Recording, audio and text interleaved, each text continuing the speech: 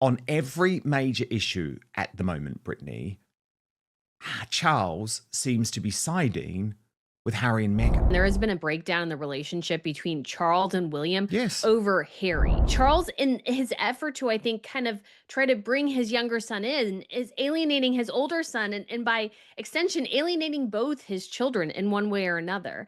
And the reality for Charles is that Harry at this point is completely led by Meghan Markle. She pretty much makes all the decisions in their relationship. And Meghan will never be happy or satisfied.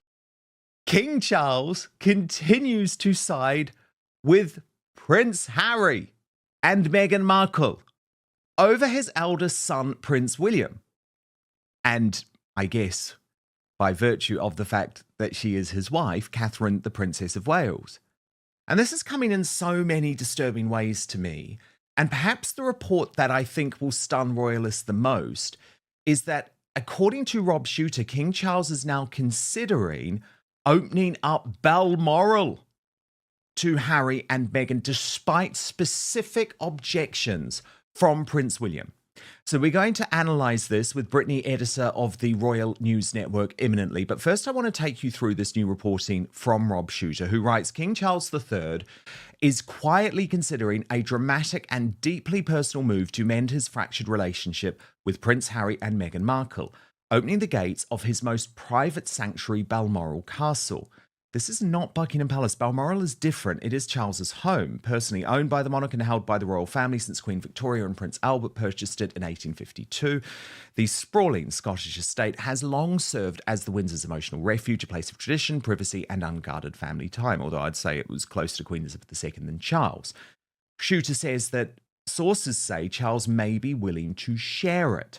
This is Charles's most personal residence, a palace insider tells me. Offering Harry and Meghan time at Balmoral is an enormous gesture. It signals trust, forgiveness, and a genuine desire to heal.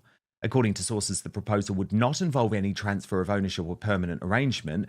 Instead, Harry and Meghan would be invited to stay during select family gatherings, a carefully calibrated olive branch designed to show the door to reconciliation is still open.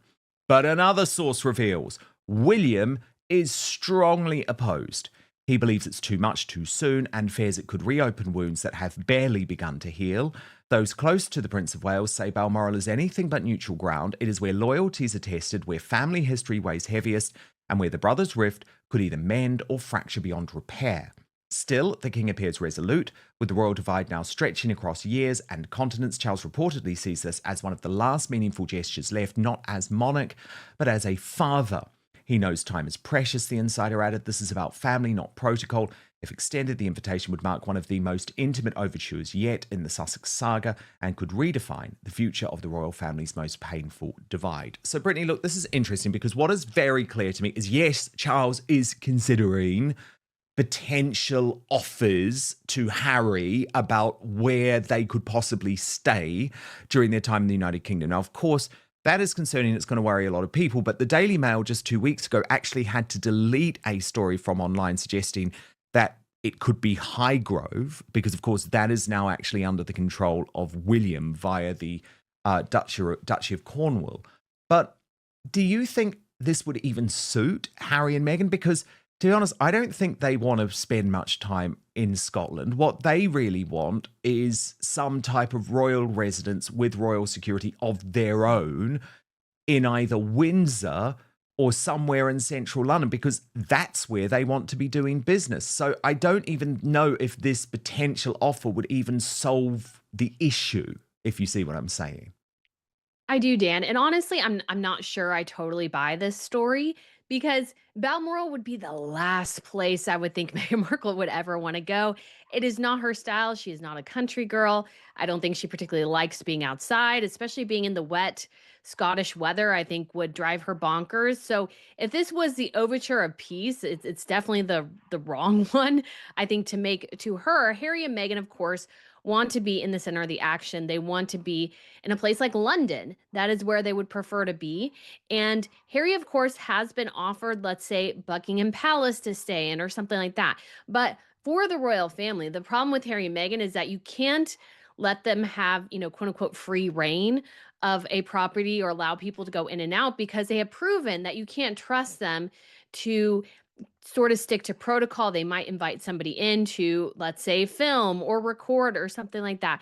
And so the royal family always gives them very structured and controlled, I think, palaces for them to stay in. So I think beyond Buckingham Palace, I don't think Harry and Meghan will receive many offers. Maybe Sandringham for Christmas or something, but I don't think an overture to stay at Balmoral will move the needle at all in their relationship. Today on the Crown Update, indeed, Dan but I is guess joined the by royal reason YouTube why we commentator have P. Dina this Prince to examine William why recent developments concern, involving Kim and I and think it Khloe is a legitimate Kardashian concern, are is being that widely interpreted on as a every turning major point for issue Meghan at Markle's the moment, public Brittany, credibility.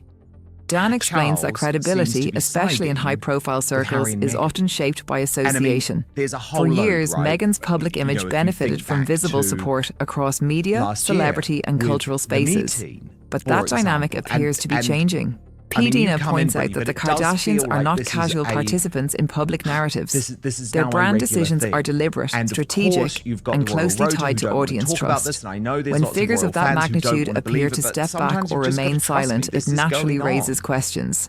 I really Together, do think, Dan and Dan, there has P. Dina been a stress breakdown in that the this is relationship not about between personal Charles and conflict, William but about over perception Harry. management. I think In I today's wanna say media between environment, maybe, let's say, silence, 2020 distance, or a and lack maybe of up until about reinforcement can be as 2022, impactful as 2023. I direct think the two of them criticism. had grown The a lot key issue closer. We had highlighted that here great is picture contrast. of When William, credibility-focused I think, or public Charles figures resting his avoid head aligning on with a William's narrative, shoulder as they're doing observers that walk begin out to in the reassess country. that narrative But I think on when their it own. comes to the issue That of Harry, reassessment, William, once started, is difficult to Charles, reverse. in his effort While to, no I think, direct kind of statements have been try to made, bring the his broader younger son takeaway is in, clear. alienating his Public older credibility son, and is by fragile, extension, and once alienating questioned both across his children multiple in one way or audiences, another. it becomes harder And to the reality maintain. for Charles is For that balanced Harry, analysis at and this factual point, updates is on the British completely royal led by Meghan family, Markle. She pretty subscribe much to the makes all Crown the Update. decisions in their Be sure to relationship. also check out And P. Meghan Dina's will never channel be for happy deeper or royal satisfied. commentary and And context. Harry at this point Share your remains thoughts angry respectfully and in the bitter at comments world over and the like mistakes this he's video made. He blames to other support people, but they're independent his royal mistakes. coverage.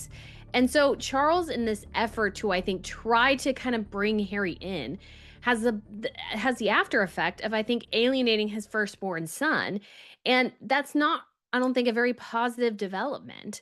And I don't think it's particularly helpful. And I don't fault Charles at all for wanting a relationship with Harry because he is his son. But I think Charles has to very seriously consider here, hey, you know, he has to, I think, have boundaries set up because unfortunately, it seems like to me, Charles is leaving himself open for Harry to basically steamroll him.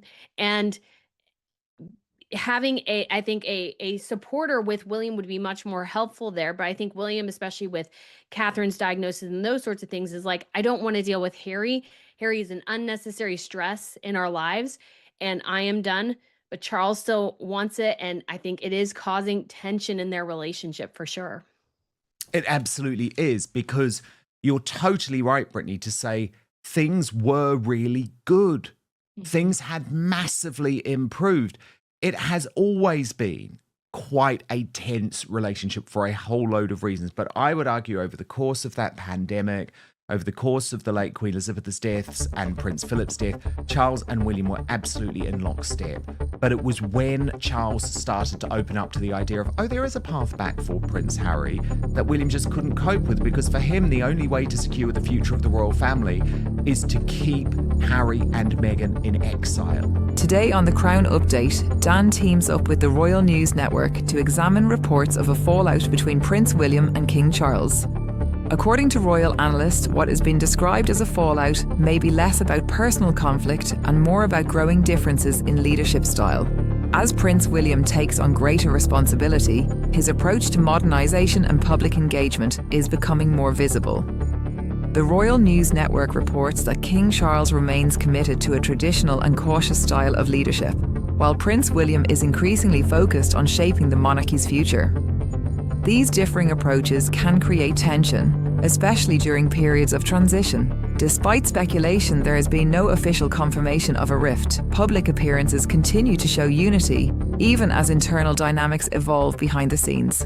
For now, the situation reflects a monarchy adapting to change rather than a confirmed personal breakdown between father and son. For clear and factual updates on the British royal family, subscribe to the Crown Update.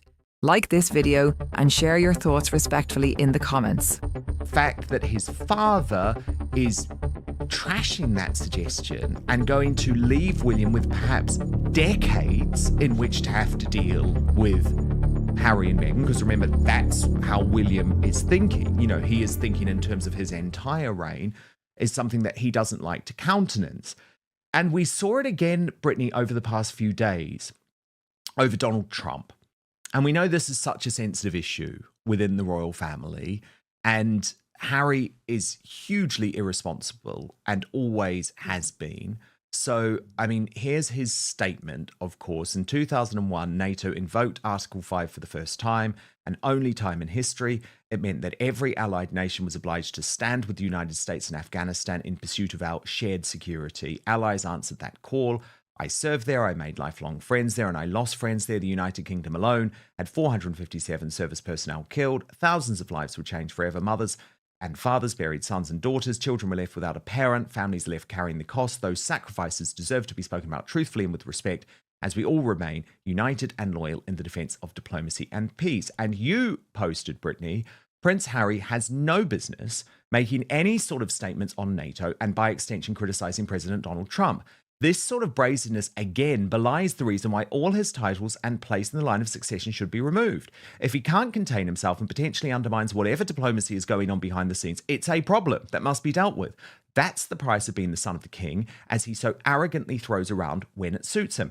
And to that, Brittany, I say here. And look, can I just say a couple of things about this? Firstly, Trump's comments, he has made clear, were not aimed at British soldiers. There was a lot of hysteria, but of course, Charles actually in some ways dealt with this the proper way, because he used back channels in the Prime Minister to get Trump to take back this statement.